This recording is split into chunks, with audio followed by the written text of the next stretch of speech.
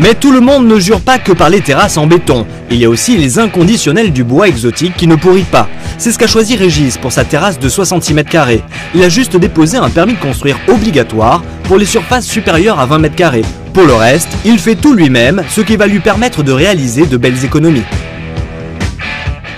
Là j'ai 66 m² de bois et en tout ça me revient à peu près à 4 000 €. Ça représente à peu près le tiers du prix de pose par un artisan. Soit 8 000 € d'économie. Mais pour ça, il ne faut pas avoir peur de s'y coller. Il faut commencer par ce qu'on appelle le décaissement du terrain pour ensuite poser une structure stable en bois sur des pieux de béton. Et après, donc, on pose un géotextile sur le sol, même le sol pour éviter des remontées d'herbe.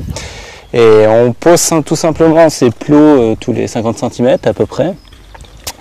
Et on les rejoint par des lambourdes. C'est plus qu'un jeu d'enfant, il n'y a plus qu'à prépercer les lattes et ensuite à visser avec de la visserie inox pour éviter que ça rouille. La théorie paraît simple, mais dans la pratique, Régis rencontre pourtant quelques problèmes autour de sa piscine.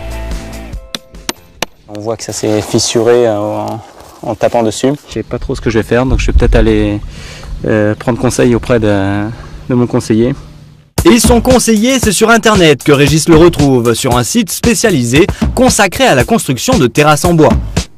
Donc là, je vais aller voir sur le site s'il y a des conseils. Des problèmes comme celui de Régis, Bruno, le créateur du site, en résout tous les jours. Et curieusement, beaucoup de ses clients sont des femmes.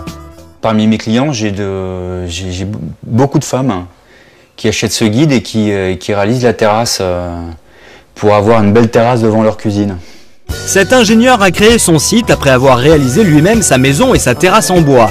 Depuis, son guide est devenu une référence. C'est grâce à lui, par exemple, que Stéphane a construit cette terrasse qui a changé sa vie quotidienne. Alors cette terrasse, ah super, content. Super. Maintenant qu'elle est là, on vit dehors. C'est vraiment une pièce en plus dans la maison. Et c'est vrai qu'avec un minuscule jardin situé en contrebas, Stéphane et sa famille ne profitaient pas du climat toulousain. Avec cette terrasse de 25 m², perchée à plus de 3 mètres de haut, tout a changé. On vit maintenant un peu différemment dans la maison, beaucoup plus dehors, beaucoup moins à l'intérieur. Et d'autant plus la région se prête à vivre dehors, donc il fallait faire cette terrasse. Une terrasse en bois qui change la vie, c'est au tour de Régis d'en profiter. Après avoir résolu tous ses problèmes de construction, sa piscine est désormais accessible pour la plus grande joie de ses 2 filles. C'est vraiment beau, hein. C'est vraiment agréable, ouais. C'est presque un regret que ce soit terminé.